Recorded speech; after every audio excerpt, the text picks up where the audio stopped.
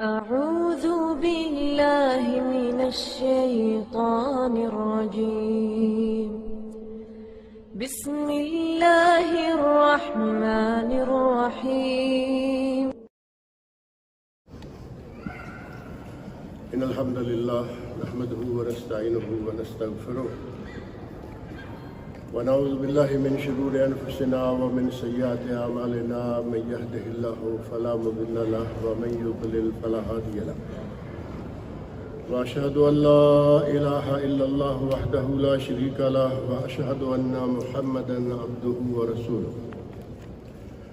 أما بعد فإن خير الحديث كتاب الله وخير الهدي هدي محمد صلى الله عليه وسلم وشر الأمور محدثاتها وكل محدثة بدعة وكل بدعة ضلالة وكل ضلالة في النار.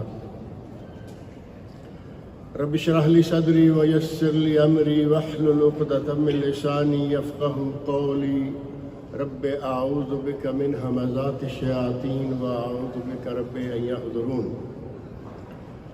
أعوذ بالله السميع العليم من الشيطان الرجيم.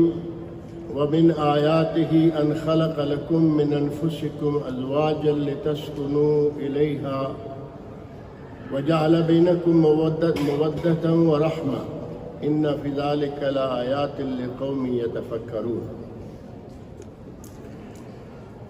سورہ روم کی یہ آیت 21 ہے، جس میں اللہ رب العزت نے ارشاد فرمایا ہے کہ وَمِنْ آيَاتِهِ أَنْ خَلَقَ لَكُم مِّنْ أَنفُسِكُمْ أَزْوَاجًا. اللہ کی نشانیوں میں سے ایک نشانی ہے کہ اس نے تم ہی میں سے تمہاری بیویاں بنائیں. آدم علیہ السلام سب سے پہلے بشر، سب سے پہلے انسان، اور انہی سے ان کی بیوی بنائی گئی. اسی طرف اشارہ ہے کہ تم ہی سے تمہاری بیویاں بنائی گئیں لِتَسْكُنُوا إِلَيْهَا، تاکہ تم ان سے سکون حاصل کرو. وَجَعَلَ بَيْنَكُمْ مَوَدَّةً وَرَحْمَةً، اور تمہارے مابین محبت اور شفقت، پیار پیدا کر دیا. إِنَّ فِي ذَلِكَ لَآيَاتٍ لِقَوْمٍ يَتَفَكَّرُونَ. اس بات میں ان لوگوں کے لیے نشانیاں ہیں جو غور و فکر کرنے والی قوم ہے. قرآن کریم کی اس آیت میں اللہ رب العزت نے یہ بات ہمارے لیے بالکل واضح الفاظ میں بیان فرما دی کہ تمہارے لیے بیویاں اس لیے بنائی گئیں کہ تم ان سے سکون حاصل کرو. اور پھر یہ نہیں کہ وہ تمہارے اپنے ہی خاندان قبیلے کی ہیں اس لیے تمہارے مابین محبت ہو جاتی ہے. نہیں، کوئی کسی قبیلے کا، کوئی کسی خاندان کا، کوئی کسی قوم کا، کوئی کسی ملک کا، جیسے ہی 4 کلمے پڑھ دیے گئے اللہ رب العزت نے نہ ملک، نہ قوم، نہ رنگ، نہ نسل، ان دونوں کے مابین محبت پیدا فرما دی. اور آج جو میاں بیوی کا رشتہ چل رہا ہے وہ اسی بنیاد پر ہے. اور اللہ رب العزت نے فرمایا کہ اگر کوئی غور و فکر کرے تو اس میں تمہارے لیے بہت ساری نشانیاں موجود ہیں.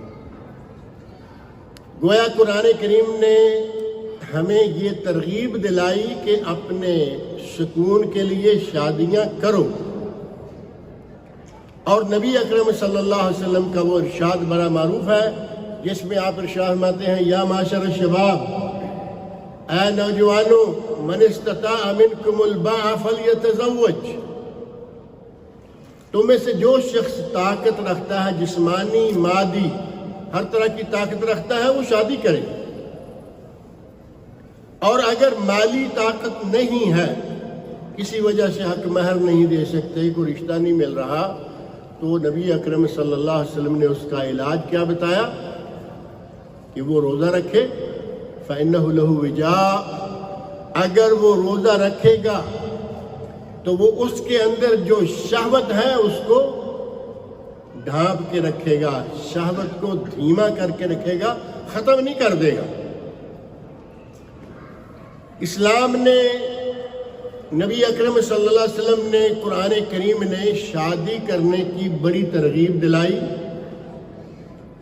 اور نبی اکرم صلی اللہ علیہ وسلم نے تو یہاں تک فرمایا تزوج الولود الودود، زیادہ پیار کرنے والی اور زیادہ بچوں کو جنم دینے والی عورت سے شادی کرو، فإنی مکاثر بکم الامم یوم القیامہ، میں قیامت کے دن اپنی امت کے زیادہ ہونے پر دوسروں پر فخر کروں گا۔ ہر طرف سے دیکھیں کہ نبی اکرم صلی اللہ علیہ وسلم بھی ترغیب دلا رہے ہیں، اللہ رب العزت نے قرآن کریم میں ترغیب دلائی، اور آج موجودہ دور میں ایک سلگتا ہوا مسئلہ بن گیا ہے کہ میاں بیوی کے مابین پیار نہیں رہتا۔ اللہ رب العزت نے فرمایا کہ ہم نے تمہارے مابین پیار محبت پیدا فرما دیا۔ اگر کوئی آدمی وہ پیار محبت اور سکون حاصل ہی نہ کرنا چاہے تو کیا زبردستی کسی کو دیا جا سکتا ہے؟ قرآن کریم اللہ رب العزت نے نازل فرمایا اور فرمایا ھدی للمتقین، متقین کے لیے ہدایت، اور کتاب ہدایت ہر کسی کے لیے ہدایت ہے، لیکن اگر کوئی ہدایت حاصل کرنا چاہے۔ شادی کا بندھن میاں بیوی کے مابین انتہائی پیار اور محبت کا بندھن ہے، لیکن آج دور ایسا آ گیا ہے کہ آج لوگ اس بندھن میں بندھے رہنے کو ناگوار سمجھ رہے ہیں۔ اس ناگواری کی اور معاشرے میں طلاق کی کثرت کی وجہ کیا ہے؟ ایک وقت تھا کہ طلاق کا لفظ بہت ہی خطرناک، بڑا خوفناک، خاندانوں اور قبیلوں کے لیے بہت بڑی آر شمار ہوتا تھا کہ طلاق ہوگی۔ آج طلاق کوئی مسئلہ ہی نہیں رہا۔ اگر 100 شادی ہوتی ہے تو ان میں سے 33% طلاقیں جلدی واقع ہو رہی، یہ موجودہ واقعہ ہے، آج کے دور کی حقیقت ہے۔ 100 شادیاں ہوئی، 33 کی طلاقیں ہو گئی، اور ان میں سے آدھے ایسے لوگ ہیں جو بیچارے گزارا کر رہے ہیں۔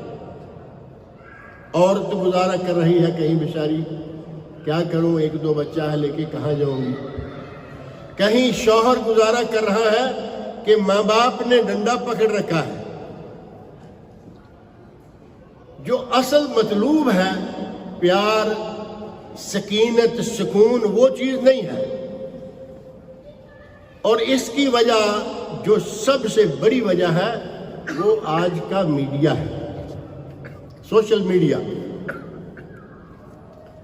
سوشل میڈیا نے ایسی چیزیں نشر کرنا شروع کر رکھی ہیں، لوگ بے لگام ہوتے جا رہے ہیں، حتیٰ کہ میاں بیوی کے مابین طلاق ہونے کا سبب اور کوئی نہیں، ایک سیریل، ایک ڈرامہ چل رہا ہے، بیوی کہتی ہے مجھے دیکھنا ہے، شوہر کہتا ہے ہم نے نہیں دیکھنا، اس موضوع پر طلاقیں ہوئیں۔ یہ یہاں کا واقعہ موجود ہے۔ ایک ترکی مدبلج، ترکی زبان کا ڈرامہ تھا جسے ترجمہ کیا گیا تھا، ڈب کیا ہوا، وہ اتنا مشہور ہوا، خواتین بڑے شوق سے دیکھ رہی ہیں، اور بدبختوں نے دکھانے کا ارادہ ہی کچھ اس طرح کا رکھا ہوا ہے بنانے کا۔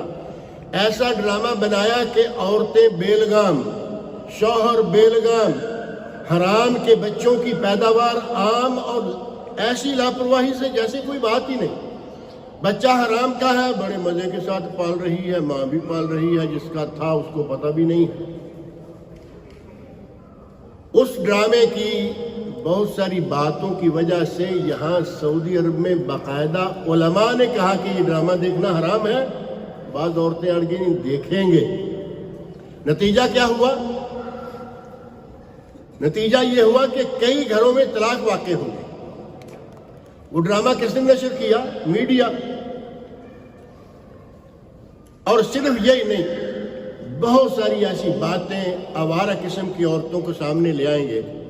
آج کل کی بے لگام بیگمات. انٹرویو لیا اور وہ خاتون کہہ رہی ہے کہ ہم تو جب چاہتے ہیں جس ملک میں چاہتے ہیں ٹریول کر لیں. اب بغیر محرم کے ٹریول کرنا ان کے لیے تو کوئی مسئلہ نہیں رہا. جہاں چاہیں جاتے ہیں، گاڑی ہماری اپنی ہے، یہ ہمارا اپنا ہے، وہ ہمارا اپنا ہے. ایک عورت جو شریفانہ انداز سے اپنے گھر میں بس رہی تھی، 2-4 اس طرح کی بدبخت عورتوں کا انٹرویو دیکھ لیا، وہ گئی کام سے.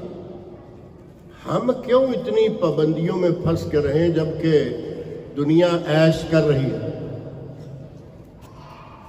اور نوجوانوں میں، خاص طور پر نوجوان لڑکوں میں شادی سے نفرت ہوتی جا رہی ہے، شادی کرنے سے. اللہ رب العزت نے فرمایا لِتَسْكُنُوا إِلَيْهَا، شادیاں کرو تاکہ تمہیں اپنی بیویوں سے سکون حاصل ہو. یہ کہاں سکون تلاش کر رہا ہے جو شادی نہیں کرتا؟ کہنے کو الفاظ موجود ہیں، کہیں گے جی نہیں ہو، کون آدمی اتنی پابندیاں، اتنی رسپانسبلٹیز، مسئولیات، کیا ضرورت ہے؟ ہم سے نہیں ہوتا. اب کیا ایمانداری سے کوئی آدمی کہہ سکتا ہے کہ جو آدمی یہ کہے گا کہ یہ پابندیاں، یہ ذمہ داریاں، یہ رسپانسبلٹیز میں نہیں اٹھا سکتا، کیا یہ حلال پہ رہے گا؟ اپنے آپ کو حرام سے بچا سکے گا؟ عیسائیوں کے پادریوں نے بھی یہی نعرہ لگایا ہوا ہے کہ ہم شادی نہیں کرتے، ہم تو پتہ نہیں کیا ہے. اور کروڑوں اربوں ڈالر اور پاؤنڈ ان مغربی ممالک میں عیسائیوں کے پادریوں کے کیسوں پر خرچ ہوتے ہیں. بجٹ کا بہت بڑا حصہ کہاں جا رہا ہے؟ فلاں نن نے کیس کیا ہوا ہے، فلاں اس بدبخت کی نانی نے کیس کیا ہوا ہے. کس کس کا کیس چل رہا ہے؟ ان کیسوں میں جو جرمانے ہو رہے ہیں، وہ چونکہ فادر ہے، پادری ہے، گورنمنٹ اس کا تعاون کر رہی ہے، اس کی پشت پناہی کر رہی ہے. اور بجٹ کا بہت بڑا حصہ ان آوارہ لوگوں کے. اب کہنے کو وہ پاک باز، ہم شادی ہی نہیں کرتے. تم شادی نہیں کرتے تو یہ حرام کاریاں کیوں کرتے ہو؟ کچھ لوگوں کے یہاں دوسری شادی کرنا منع ہے. بعض مذہبوں میں بھی رہا ہے، شاید ہندوازم میں بھی کچھ ایسا ہے، دوسری شادی نہیں کرنا. ایک بیوی پہ رہتے نہیں. اسلام کتنا واضح دین ہے، تمہیں ضرورت ہے دوسری کر لو، تیسری کر لو، چوتھی کر لو، لیکن حلال میں رہو. وہ دوسری تیسری چوتھی منع کر رکھی ہے اور اس طرف اتنی رسی کھولی ہوئی ہے، روزانہ نئی سے نئی عورت کے ساتھ حرام کاری کرو، کرتے رہو. اسلام اس قسم کی تعلیمات والا دین نہیں ہے. دنیا کا واحد بہترین دین جس میں اپنی آبرو کا تحفظ، اپنے دین کا تحفظ، پچھلے جمعہ میں یہی موضوع تھا نا، دین کا تحفظ.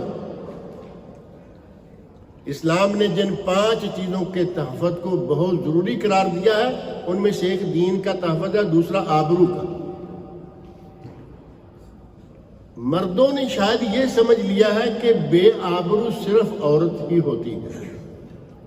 حرام کار ہر بندہ بے آبرو ہے. جو آدمی حرام کاری سے کام لینے والا ہے وہ بے آبرو ہے، چاہے مرد ہے، چاہے عورت ہے، چاہے مسلمان ہے، چاہے بے دین اور غیر مسلم کیوں نہ. اللہ رب العزت نے ہمیں اکٹھا کرنے کے لیے احکامات صادر فرمائے، اور ہمارے لوگوں نے یہ سلسلہ کچھ اس انداز سے لے لیا کہ نہیں جی ذمہ داریاں کون اٹھائے. اور بعض لوگوں کی باتیں یقین مانیں کہ یہاں اس مسجد میں کہنے کو بھی جی نہیں چاہتا، جسے وہ کھلے عام میڈیا میں کیا جاتے ہیں. اتنے بے لگام اور اتنے بے مہار بدماشی کی انتہا اور نکاح کی طرف آنے کے لیے تیار نہیں. نکاح کریں، اپنے آپ کو محفوظ کریں، شیطان سے محفوظ کریں، اور نکاح کرنے کو اللہ رب العزت نے قرآن کریم میں میثاقاً غلیظہ قرار دیا ہے۔ قرآن کریم میں اللہ رب العزت نے ارشاد فرمایا سورہ نساء کی آیت نمبر 21 وَكَيْفَ تَأْخُذُونَهُ وَقَدْ أَفْضَىٰ بَعْضُكُمْ إِلَىٰ بَعْضٍ وَأَخَذْنَ مِنْكُمْ مِيثَاقًا غَلِيظًا۔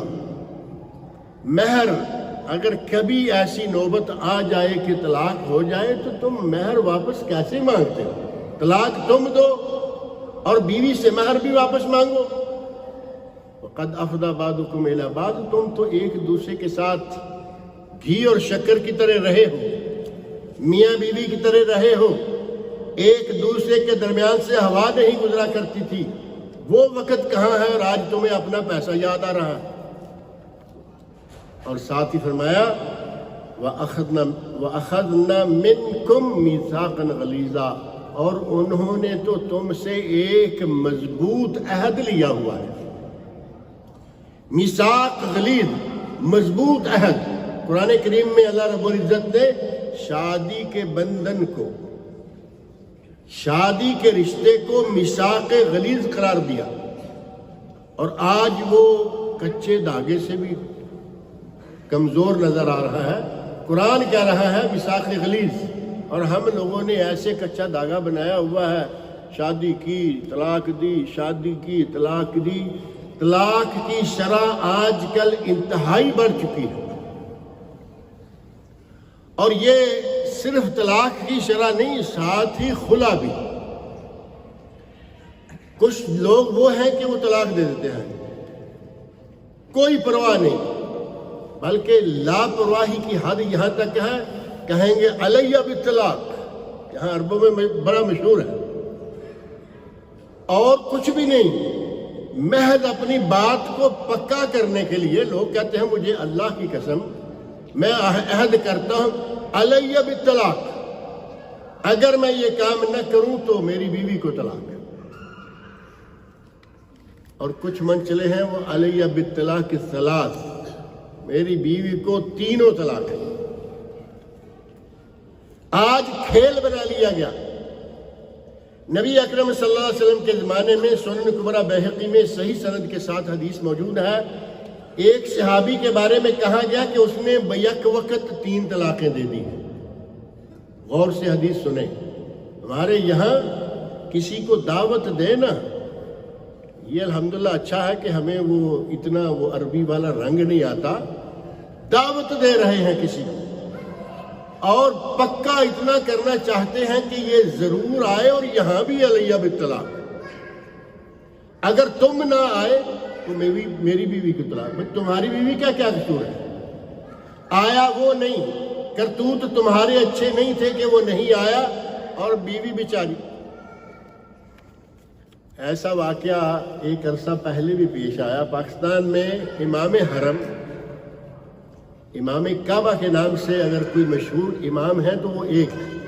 آج کل تو شیخ سدیس ہیں، شیخ سریم ہیں، شیخ صالح الطالب ہیں، بہت مشائخ ہیں، لیکن امام کعبہ کے نام سے جو ایک امام مشہور ہوئے وہ شیخ سبیل تھے، شیخ محمد عبداللہ سبیل، جو پہلے پاکستان گئے اور پھر انہوں نے مختلف ملکوں کا دورہ کیا، اور آج کل تو لوگ جاتے رہتے ہیں۔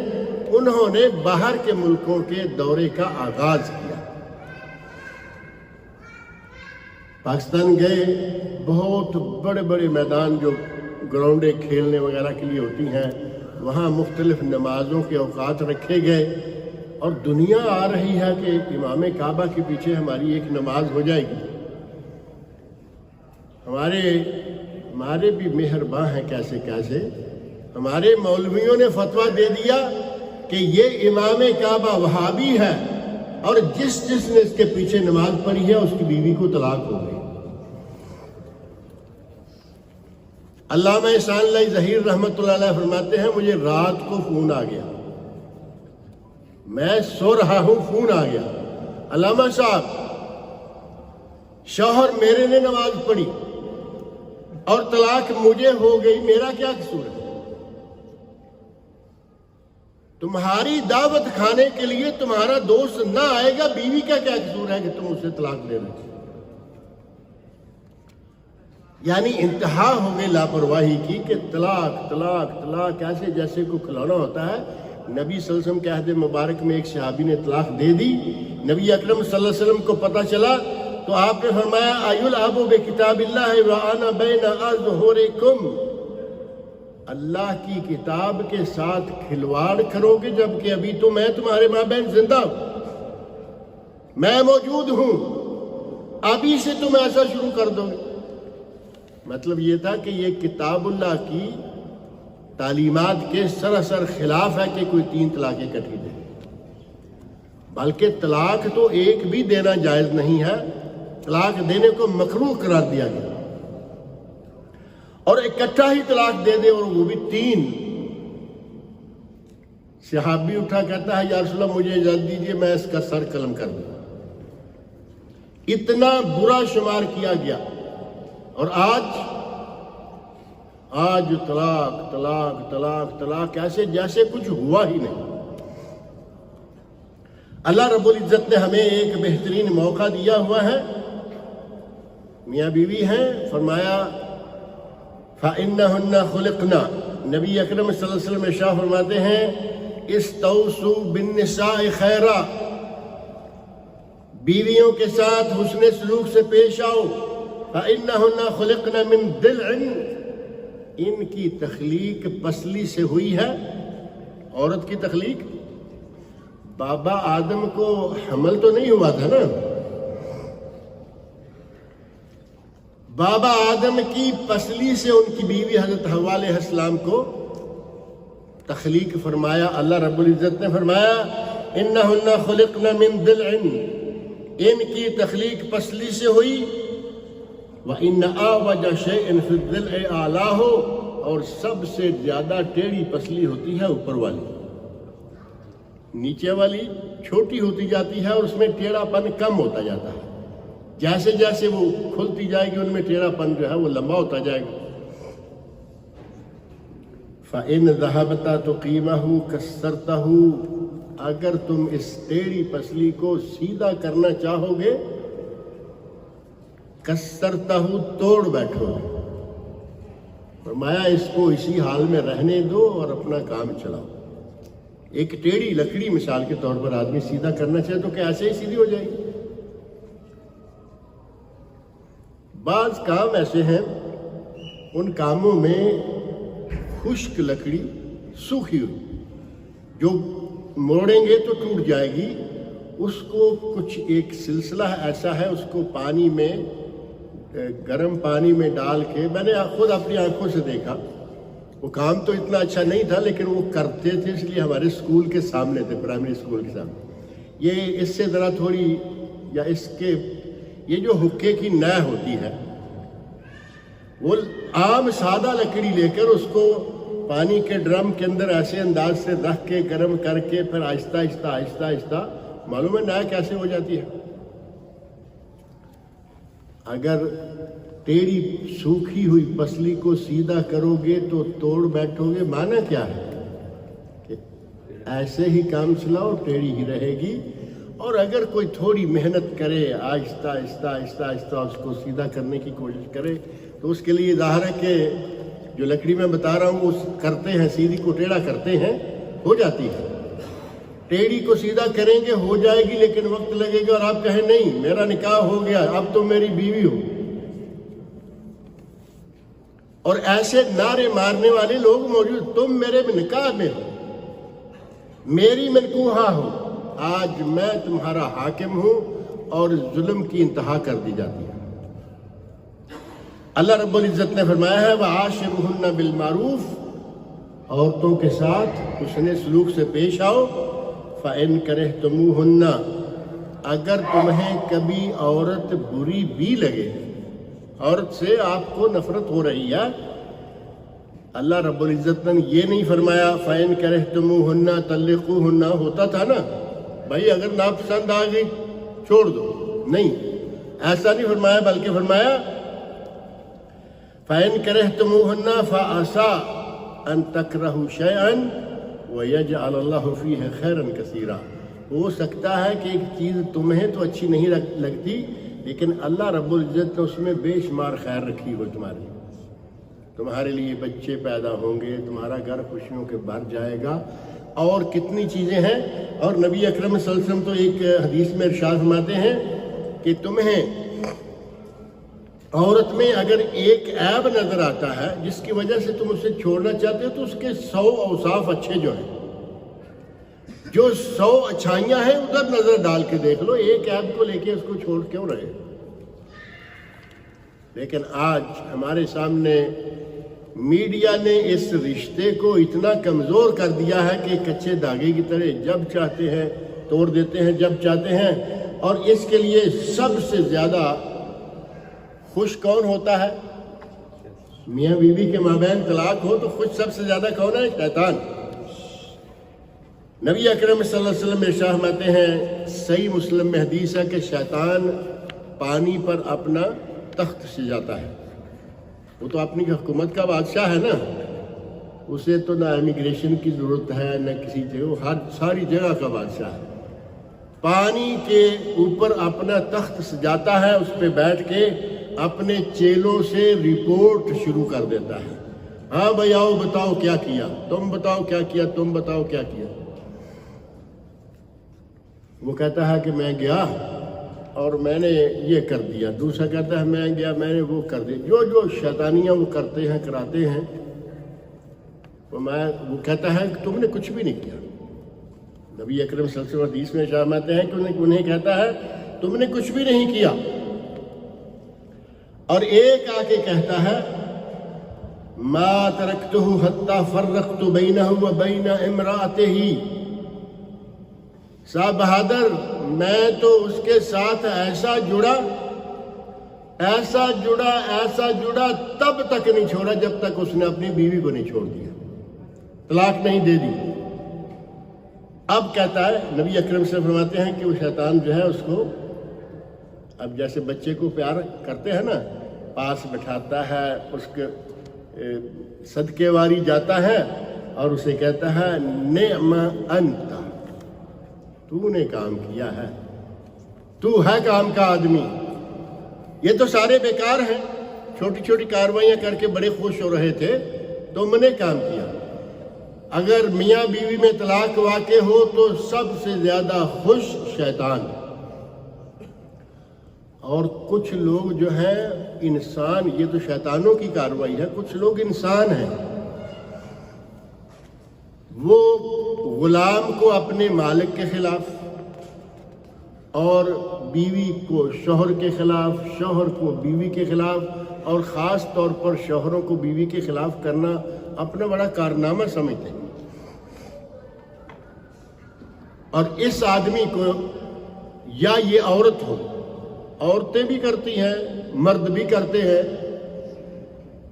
ان کو نبی اکرم صلی اللہ علیہ وسلم نے بڑی سختی کے ساتھ ارشاد فرمایا ہے کہ اگر کوئی ایسا آدمی ہے یا کوئی ایسی عورت ہے جو کسی کی بیوی یا شوہر کو یا کسی کے غلام کو اس کے مالک کے خلاف کرتی ہے تو وہ باعث لعنت عورت ہے، باعث لعنت مرد ہے۔ تخبیب، کسی کی بیوی کو اس کے خلاف کرنا، کسی کے غلام کو اس کے خلاف کرنا۔ اور نبی اکرم صلی اللہ علیہ وسلم نے طلاق جیسے اس گناہ کو ایسے سخت لیا۔ مسند امام احمد اور سنن ابو داود میں صحیح سند کے ساتھ حدیث موجود ہے۔ نبی اکرم صلی اللہ علیہ وسلم ارشاد فرماتے ہیں ایما امرأۃ سألت زوجہا طلاقا، اگر کوئی بیوی اپنے شوہر سے طلاق طلب کرے فی غیر ما باس، کوئی وجہ بھی نہیں، ایک وجہ ہے، معقول وجہ ہے، شرابی ہے، ظالم ہے، توہین کرتا رہتا ہے، اور کبھی کبھی بعض ایسے شوہر ہیں کہ بیوی کے سامنے اس کے ماں باپ کی توہین کریں گے، ماں باپ کے آئے ہوئے شاید کر پائیں یا نہیں کر پائیں، حالانکہ ایسے واقعات میں نے سنے ہیں کہ ماں باپ کی ان کے سامنے کھڑے ہو کر توہین کرتے ہیں۔ بدبختی کی انتہا ہے، وہ بھی تیرے ماں باپ ہیں، تیری بیوی کے ماں باپ ہیں، لیکن وہ نہیں ہیں، وہ اپنے گھر میں ہے، یہ اپنے گھر میں ہے اور پہلوان بنا ہوا ہے اپنی بیوی کے سامنے، تیرے باپ کا یہ، تیری ماں کا یہ تو اگر ایک آدمی مسلسل کرتا ہے تو ایسے آدمی سے اگر عورت طلاق مانگ نہیں گزارا کرتی، ہر وقت اپنے باپ کے ماں کے خلاف یہ بکواس نہیں سن سکتی، وہ طلاق طلب کرتی ہے ایک بات ہے، وہ زانی ہے، وہ شرابی ہے، وہ ایسے بدکار کے ساتھ نہیں رہتی، ایک بات ہے۔ لیکن اگر بغیر کسی وجہ کے وہ طلب کرتی ہے، طلاق طلب کرتی ہے، تو نبی اکرم صلی اللہ علیہ وسلم ارشاد ہیں فَحَرَامٌ عَلَيْهَا رَائِحَةَ الْجَنَّةِ، ایسی عورت پر جنت کی خوشبو بھی حرام ہے۔ بغیر وجہ کے طلاق طلب کرے اس پر جنت کی خوشبو بھی حرام ہے۔ اور جو آدمی کسی کی بیوی کو اس کے خلاف کرے، غلام کو اس کے خلاف کرے، فرمایا لیس منا، وہ ہم میں سے ہی نہیں ہے، یعنی وہ کسی اور ہی دنیا کا شخص ہے۔ اور پھر طلاق دینے کے لیے اگر سنت طریقہ کو آپ اپنے سامنے رکھیں تو طلاق کی نوبت ہی نہیں آتی۔ ہمارے یہاں معروف ہے، بڑا غصہ آیا طلاق، ہنڈیا میں مرچی زیادہ طلاق، نمک کم ہے طلاق۔ اب کسی کو دعوت دینے کے لیے طلاق کی قسمیں کھا رہا ہے تو ظاہر ہے کہ وہ تو عام حالت۔ اگر مسنون انداز اب آئے گا کسی، اگر کوئی آدمی قرآن و سنت کی تعلیمات سے واقف ہے تو اسے پتہ چلے گا مسنون انداز کیا ہے۔ قرآن کریم نے طلاق سے پہلے 5 مرحلے، بلکہ 5واں مرحلہ طلاق ہے۔ پہلے 4 مرحلے ہیں جن کی ہمیں کوئی پرواہ نہیں ہوتی۔ قرآن کریم میں سورہ نساء میں اللہ رب العزت نے یہ 5 مرحلے بیان فرمائے ہیں۔ پہلے آیت نمبر 34 سورۃ النساء کی آیت نمبر 34 میں ارشاد فرمایا واللاتی تخافون نشوزہن فاعذوہن، جن بیویوں کی تم سمجھتے ہو کہ یہ نافرمانی کر رہی ہے یا حدود سے نکل رہی ہے اور تم اسے برداشت نہیں کر پا رہے، فاعذوہن، سب سے پہلا سٹیپ یہ ہے کہ اسے نصیحت کرو، واز کرو، سمجھاؤ۔ اللہ کی بندی یہ اپنی زبان پہ کنٹرول، بعض بیویاں بھی تو تیز ہوتی ہے نا، بڑی بعض بیویاں تیز ہیں، بندے کو اس کی تیزی کو ٹھنڈا کرنے کے لیے پہلے واز، اسے اللہ کا واسطہ دیں، تقوی کی طرف توجہ دلائیں اور اسے کہیں کہ یہ تم کیا کرنے جا رہی ہو، ہمارا ایک رشتہ ہے، ہمارا ایک بچہ ہے، 2 بچے ہیں۔ اگر اس انداز سے آپ نے پہلے اسے سمجھا لیا تو پھر امید ہے کہ وہ سمجھ جائے گی، طلاق کی طرف قدم ہی نہیں بڑھے گا۔ پہلا کام فاعذوہن، انہیں واز کرو۔ اگر وہ واز کرنے سے باز نہیں آ رہی تو فرمایا وَاہْجُرُوهُنَّ فِي الْمَضَاجِعِ، انہیں ان کے بستروں میں الگ کر دو۔ اب یہاں یہ بات ذہن میں رکھیں، اللہ رب العزت نے فرمایا کہ تمہارا کمرہ ایک ہوگا، بڑی چارپائی ہے جس پہ تم مسلسل سوتے، جو بیڈ ہیں آج کل مسلسل سوتے آ رہے ہو، اسی بیڈ پہ سونا ہوگا۔ اگر دیہاتی ماحول ہے وہاں تو بیڈ ہوتے ہی نہیں، ایک ہی چارپائی ایک آدمی کے لیے، اگر چھوٹی ہے دونوں الگ الگ سو رہے ہیں تو بھی محض اس کو سوتے وقت پشت کر لو، یہ شو کرو کہ میں ناراض ہوں۔ یہ ہے وَاہْجُرْهُنَّ فِي الْمَضَاجِعِ، سونے کی جگہوں میں انہیں چھوڑ دو۔ ہمارے یہاں اگر چھوڑنا بھی ہے تو اس کے میکے میں چھوڑ کے آئیں گے، نہ صرف کمرے سے نکالا، نہ صرف گھر سے نکالا، شہر سے بھی نکال کے اس کے ماں باپ کے یہاں جہاں بھی وہ ہیں وہاں چھوڑیں گے۔ قرآن کریم نے یہ تعلیم نہیں دی۔ اور تیسرا سٹیپ ہے وَاضْرِبُوهُنَّ، اگر وہ واز و نصیحت کو قبول نہ کرے، اگر وہ تمہارا پشت کر کے سونا اسے بھی کوئی اہمیت نہیں دے رہی، وَاضْرِبُوهُنَّ، تو انہیں تھوڑا سا مارو۔ اب وَاضْرِبُوهُنَّ کا کیا معنی ہے کہ آپ ہاتھ میں کوڑا پکڑ لیں، چمڑی ادھیڑ دیں، ڈنڈا اٹھا لیں۔ کبھی کبھی بعض پڑھے لکھے لوگوں کے بارے میں پتہ چلتا ہے کہ डंडे से अपनी बीवियों को मारते हैं। और डंडा भी कौन सा, ये जो घर में झाड़ू लगाने के लिए होता है ना, ख़वातीन खड़े खड़े के झाड़ू आगे बुरश है, उसके पीछे मालूम है ना 1.5 मीटर डंडा होता है। मेरा चूँकि ताल्लुक बड़ी मुद्दत से यही चलता आ रहा है, कोर्ट कचहरी से डंडा उठा के बुरश वाला वो अपनी बीवी पे तोड़ देते हैं। ये मारना नहीं, ये वहशियानापन है, ये वहशत है। मारना है, पहले नंबर पे आप चेहरे पे नहीं मारें, दूसरे नंबर पे ऐसी चोट न दें कि जिससे जख्म हो जाए। अब क्या मारेंगे? अगर आपको सुन्नत का थोड़ा बहुत भी ख्याल है, कुरान करीम की तालीमात का थोड़ा बहुत भी ख्याल है, तो अब देख लें कि आप क्या मार सकते हैं। डंडा आप नहीं मारते, कोड़ा आप नहीं मारते, छुरी आप नहीं मार सकते, और क्या मारना है? यानी छोटी मोटी ज़दोकोब। अब ज़दोकोब होती है उमन हाथ से को थोड़ा बहुत मार लिया, कभी किसी ने को थोड़ा बहुत पाँव मार दिया। अब आदमी पाँव उठाए और सीधा उसके पेट में मारे, वो सर के बल गिरे, सर फटे ना फटे, तुमने तो अपनी कार्रवाई कर ली ना। ये वहशियानापन है सारा। औरत है, उधर जब शायरी करने पे आते हैं तो सिनफ़े नाज़िक बना देते हैं कि ये 2 सिनफ़े हैं, मर्द और औरत, और सिनफ़े नाज़िक औरत है। जब मारने पे आते हैं तो खुद जानवर बन के उसे मारते हैं। नबी अकरम सल्लल्लाहु अलैहि वसल्लम फरमाते हैं कि तुम दिन को मार रहे हो और रात तुम उसी में छुपे बैठे थे। रात तुम्हारी क्या हालत थी, अब दिन हुआ तो तुमने मारना शुरू कर दिया। मारो तो उसकी भी एक हद है। और आयत नंबर 35 में फरमाया व इन खिफ्तुम शिकाका बैनहिमा, अगर तुम देखो कि लड़ाई ख़त्म नहीं हो रही, वाज़ो नसीहत काम नहीं आया, पुश्त करके सोना काम नहीं आया, छोटी मोटी ज़दों को काम नहीं आई, फबअसू हकम मिन अहलिही व हकम मिन अहलिहा, तो फिर एक बंदा लड़की के घर वालों से, एक बंदा लड़के के घर वालों से, वो मिल बैठें, इनके साथ वो इनकी सुलह करवा दें। 4 स्टेप हो गए। फरमाया युवफ़्फ़िक़िल्लाहु बैनहुमा, मुमकिन है अगर ये इन युरीदा इस्लाहन, अगर ये इस्लाह की नीयत रखते हैं, सुलह की नीयत रखते हैं, अल्लाह इनके दरमियान जमा कर देगा इन्हें।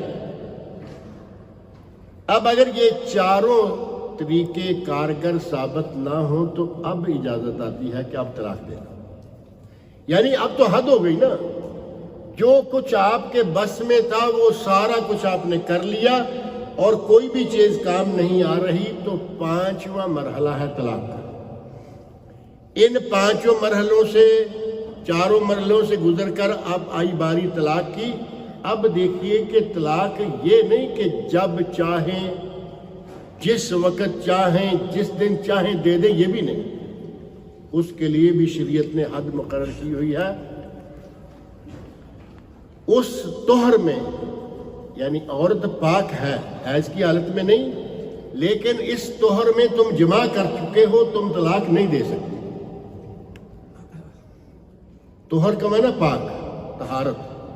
औरत पाक है, लेकिन उसके गुस्ले हैज के बाद तुम इससे जमा कर चुके हो, हम बिस्तरी कर चुके हो। अब ये 15 दिन है, 20 दिन है हस्बे आदत, इन 15-20 दिनों में तुम तलाक नहीं दे सकते। दोगे तो वो सुन्नत तलाक नहीं होगी, बिदत होगी, गुनाह होगा। दूसरा ये कि औरत हैज में है, मेंसेस में है, तुम तलाक नहीं दे सकते। हैज की हालत में तलाक नहीं दे सकते। ये 7 दिन लगा लीजिए नॉर्मली। इन 7 दिनों में तलाक नहीं, लड़ो झगड़ो जो भी होगा, तलाक नहीं हो सकती। महीने में से बाकी कितने दिन बचे? 21। 7 निकालें, 21 वो और कर ले। इन 21 दिनों में से अगर तुम जमा कर चुके हो, फिर 21 दिनों में भी तलाक नहीं दे सकते। اب طلاق دینے کے لیے آپ کے پاس وقت کون سا بچا؟ ابھی آپ ناراض ہوئے، جمع کر چکے ہیں اس توہر میں 10 دن 12 دن 15 دن 21 دن باقی ہیں، طلاق نہیں دو گے، مینسز آئیں گے ان 7 دنوں میں بھی طلاق نہیں دو گے، 28ویں دن جا کے 25ویں دن جا کے جب وہ غسل حیض سے فارغ ہوگی تو اس وقت بسم اللہ کر لیجیے۔ اتنی دیر تک غصہ رہے گا؟ آپ اسلام کی تعلیمات دیکھیں، آپ کو واقعی غصہ تھا اور سخت غصہ تھا، لیکن جب صورتحال ایسی آئی کہ اس موقع پہ طلاق نہیں دے سکتے، اس دن میں طلاق نہیں دے سکتے، اس حالت میں طلاق نہیں دے سکتے، آپ کے غصے کی گنجائش ہی نہیں رہی۔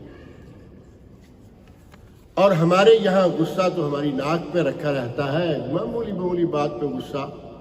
اللہ کے نبی صلی اللہ علیہ وسلم کا وہ سنہرا ارشاد، ہر ارشاد ہی سنہرا ہے، لیکن وہ ارشاد اذا غضب احدکم، اگر تم میں سے کسی کو غصہ آ جائے تو کیا کیا سٹیپ ہے؟ کھڑا ہے تو بیٹھ جائے، پانی پیے، وضو کرے، غصہ نہیں رہے گا، اسے یہ کچھ بھی یاد نہیں ہے، یہ ترتیب سنت طلاق کی اپنے سامنے رکھے، طلاق کی نوبت ہی نہیں آئے گی۔ اگر نوبت آتی ہے، کوئی آدمی ناکو ناک ہو چکا، کسی بھی حالت میں اس کے ساتھ وہ نہیں رہتا، تو ظاہر ہے کہ وہ انتظار کرے گا کہ میں ان سے گزر جائے، یہ توہر میں جمع کر چکا ہوں، یہ توہر بھی گزر جائے، وہ انتظار کرے گا۔ تو اس کا معنی یہ ہوا کہ شاید اس کے پاس کوئی واقعی حجت ہے، کوئی دلیل ہے، واقعی کوئی سبب ہے جو آدمی اتنا سوچ بچار کے بعد بھی طلاق دے رہا ہے۔ اگر گرم ہوا طلاق دے دی، گناہگار ہے، اور حیض کی حالت میں طلاق دینے والا گناہگار ہے۔ اور شیخ الاسلام ابن تیمیہ رحمۃ اللہ نے لکھا ہے کہ طلاق دینا مکروہ، ناجائز اور حرام ہے، یہ فعل ناجائز ہے، الا یہ کہ اگر کسی آدمی کو شرعی عذر موجود ہے، شرعی سبب موجود ہے، اس وقت وہ آدمی طلاق دے گا، تب اس کی طلاق جو ہے وہ صحیح ہوگی۔ اگر یہ سارے سٹیپ آدمی دیکھتا ہے، طلاقیں ہوں گی ہی نہیں، اگر کوئی ہوئی تو کبھی کبھار ہوگی۔ نبی اکرم صلی اللہ علیہ وسلم کا ارشاد صحیح مسلم میں، لا یفرق مومن مومنہ، کوئی مومن کسی مومن عورت سے اپنی بیوی جو ہے اس کو برا نہ سمجھے، ان کرہ منہا خلقا رضی منہا اخرى، ایک بات اس کی بری لگ رہی ہے، دوسری بہت ساری باتیں اس کی اچھی لگ رہی ہیں، ان کی طرف چلے جاؤ۔ اگر یہ ساری چیزیں، یہ ساری تعلیمات ہم اپنے سامنے رکھیں تو ایسی نوبت ہی نہیں آتی۔ پھر مسئلہ عجیب ہے کہ معمولی سی بات پہ طلاق ہوگی، جیسے میں نے شروع میں ذکر کیا، ڈرامے پہ طلاق ہوگی، یا کوئی اور اسی طرح کا جھگڑا بنا کے بیٹھ کے اس پہ طلاق کا سلسلہ شروع کر دیا۔ اب ہمارے جو اگر طلاق ہونی بھی تھی یا نہیں بھی ہونی تھی، ہمارے کچھ مہربان ایسے ہیں وہ کروا کے چھوڑتے ہیں۔ رشتہ دار داخل ہو گئے، چچا آ گیا، ماموں آ گیا، لڑکی کی ماں آ گئی، لڑکے کا باپ، یعنی کوئی بھی جو دونوں طرفوں میں سے باہر سے جو غیر متعلقہ شخص ہے، وہ جب آ کے میاں بیوی میں دخل اندازی دے گا تو شاید وہ آپس میں تو صلح کر لیتے، یہ اب نہیں ہونے دیں گے۔ وہ کہتے ہیں نا کہ بیوہ، پنجابی میں رنڈی کہتے ہیں، اردو میں رنڈی ذرا برا لفظ ہے، کہتے ہیں کہ بیوہ عورت تو بسنا چاہتی ہے، یہ محلے والے یا یہ لوگ جو ہیں یہ نہیں بسنے دیتے، وہ تو شاید صلح کر لیتے، اب یہ رشتہ دار جو دائیں بائیں سے آئے ہیں یہ صلح نہیں کرنے دیں گے۔ چاہیے یہ کہ میاں بیوی میں جھگڑا اگر کبھی ہوتا ہے تو ان کو آپس میں حل کرنے دیا جائے، ان کا پرسنل معاملہ ہے، وہ زیادہ بہتر سمجھتے ہیں۔ باہر والے جا کر جب مداخلت کرتے ہیں تو عام طور پر معاملہ سلجھنے کی بجائے الجھ جاتا ہے، خرابیاں آ جاتی ہیں۔ اور اگر میاں بیوی دونوں اپنی اپنی زبان پر بھی کنٹرول رکھیں، بیوی ہے وہ مان لیتے ہیں کہ اپنی ساس کو سیدھا برا بلا نہ کہے گی، سسر کو نہ کہے گی، اپنی نند کو کہنا شروع کر دے گی۔ وہ اس کے شوہر کی ماں تو نہیں ہے لیکن بہن ہے، بڑی بھی نہیں چھوٹی ہے لیکن بہن تو ہے نا, وہاں خون کا رشتہ ہے. اس کا اس کی بہن کو گالی دینا ممکن ہے 1 2 4 مرتبہ برداشت کر لے, ایک وقت آ جائے گا کہ وہ بھی پھر آپے سے باہر ہو جائے گا. اور یہی معاملہ بالکل شوہر کا ہے کہ وہ بیوی کے ماں باپ کو نہیں, اس کی بہنوں کو, اس کے بھائیوں کو, اس کے فلاں کو گالیاں دے گا, بد زبانی کرے گا, تو یہ سلسلہ جو ہے بڑھتا کہاں تک جائے گا. اور اسلامی تعلیمات میں ایک چیز ہے رجوع. اسلام نے ایک طلاق کے بعد رجوع کی اجازت دی ہے. طلاق ہو گئی, کسی نہ کسی وجہ سے ہو گئی, رجوع کر لو 3 مہینے یا 3 ہیلتھ پیریڈ کے اندر. پھر کبھی طلاق ہو گئی, رجوع. اب دیکھو 2 بڑے چانس دیے رجوع کے, تیسرے کے بعد پھر رجوع نہیں ہے, حتی تنکح زوجا غیرہ. یہ بھی اسلامی تعلیمات کا ایک کمال ہے کہ یہ نہیں کہ اب چھوٹ گئی تو چھوٹ گئی, طلاق ہو گئی تو ہو گئی, ختم نہ. طلاق ہو گئی رجوع, پھر کبھی طلاق ہو گئی رجوع. اب جو تیسری مرتبہ طلاق ہوتی ہے تو ظاہر ہے کہ یا تو بیوی میں کوئی گڑبڑ ہے واقعی, یا شوہر میں ہے. اب یہ ایسی نہیں, اب یہ کہیں جا کے نکاح کرے, وہ آدمی مر جائے, بیوہ ہو جائے, ان کا پھر دوبارہ واپس آنے کا پروگرام بن جائے, یا وہ آدمی طلاق دے دے اپنی مرضی سے, پری پلانڈ نکاح نہ ہو. پری پلانڈ نکاح جو ہمارے یہاں حلالہ کہتے ہیں, اہل سنت کرے وہی کام تو یہ حلالہ, اور شیعہ کرے وہی کام تو وہ کیا کہلاتا ہے, متع. 2-3 دن کے لیے نکاح کیا جائے, شیعہ کرے تو متع اور سنی کرے تو حلالہ. یہ نہ وہاں جائز ہے نہ یہاں جائز ہے. وہاں بھی باعث لعنت ہے, یہاں بھی باعث لعنت ہے. نبی صلی اللہ علیہ وسلم نے محلل اور محلل لہو دونوں, حلالہ کرنے والے مرد اور کروانے والے مرد جو سابقہ شمار ہوگا, ان دونوں پر نبی اکرم صلی اللہ علیہ وسلم نے لعنت فرمائی اور حلالہ کرنے والے کو کرائے کا سانڈ کہا. وہ نہیں حقیقی طور پر کوئی ایسی صورت بن گئی, وہ بیوہ ہو گئی, وہاں طلاق ہو گئی, واپس دوبارہ یہ ملنا چاہیں تو مل سکتے ہیں. رجوع ہوگا 2 مرتبہ, پھر تیسری مرتبہ یہ طریقہ ہوگا رجوع کا. اور اب مختصر سا ٹائم چونکہ قریب ہو گیا ہے ہمارا, جو اس طلاق کے نتیجہ میں بچوں کو بھگتنا پڑتا ہے وہ تو آپ سمجھتے ہیں نا. طلاق دیتے وقت کسی کو یاد نہیں ہوتا کہ کیا ہوگا, بچوں کا کیا ہوگا. یقین مانے کہ ایسے بہت سارے لوگ ہیں کہ طلاق دے کے تھوڑا شیطان اندر سے نکل گیا, دماغ سے شیطان نکل گیا, بیٹھ گئے تو سر پکڑ لیا, میں نے کیا کر دی. اب اسے یہ کوئی تکلیف نہیں ہے کہ میری بیوی الگ ہوگی, اسے پتا ہے کہ 4 بچے 6 جو ہیں گھر میں, ان کو میں کیا کروں گا. نہ یہ ان بچوں کو میری ماں پالے گی, نہ میری کوئی بہن پالے گی. سالی تو وہ ہے جو اب سالی رہی نہیں, ان کو کون پالے گا. اس وقت اس کو اپنے سامنے دن کو بھی تارے نظر آ رہے ہوتے ہیں, تو بھاگتے ہیں. کوئی ایسا مولوی تلاش کرو جو رجوع کا مشورہ دے دے.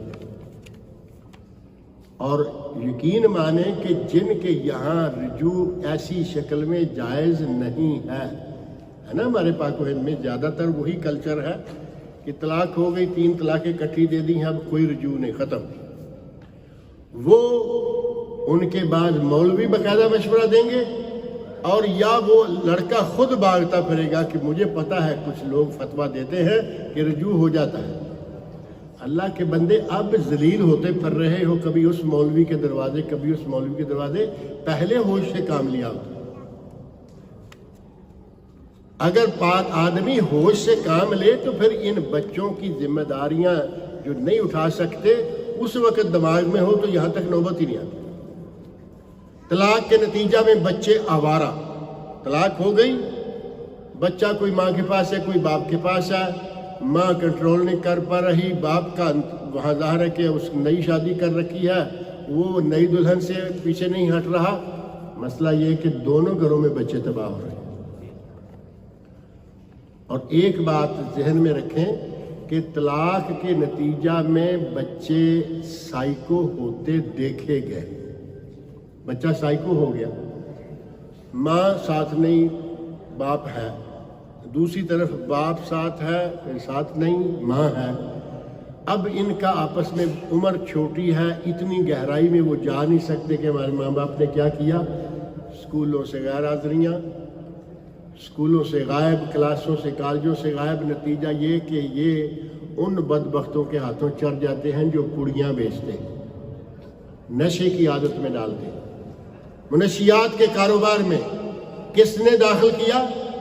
میاں بیوی کے مابین طلاق. اور ایک اور بات جو آپ محسوس کر سکتے ہیں کہ جن میاں بیوی کے مابین طلاق ہو جائے اور ان کے بچے ہوں، ان بچوں میں سے کچھ بچے ایسے ہوں گے جو ماں سے نفرت کرتے ہیں اور کچھ بچے ایسے ہیں جو باپ سے نفرت کرتے ہیں. یہ آپ خود محسوس کر سکتے ہیں. ان کو اس حد تک کس نے پہنچایا ہے؟ آپ نہ طلاق دیتے، نہ وہ بیچارہ بچہ سوچتا کہ میری ماں بری ہے میرے باپ کو چھوڑ کے گئی، نہ وہ بچہ یہ سوچتا کہ میرا باپ برا ہے کہ میری ماں کو گھر سے نکال. بہت ہی برے نتائج اور بہت ہی برے اس کے ثمرات نکلتے ہیں اگر بلا وجہ طلاق دے دی جائے. اللہ رب العزت سے میری دعا ہے کہ ہمیں ہوش سے کام لینے کی توفیق دے. معاملہ طلاق کا ہو، شادی کا ہو، کوئی بھی ہو، سوچ سمجھ کر قدم اٹھانا چاہیے تاکہ ہمیں کسی قسم کا بعد میں پچھتاوا نہ ہو.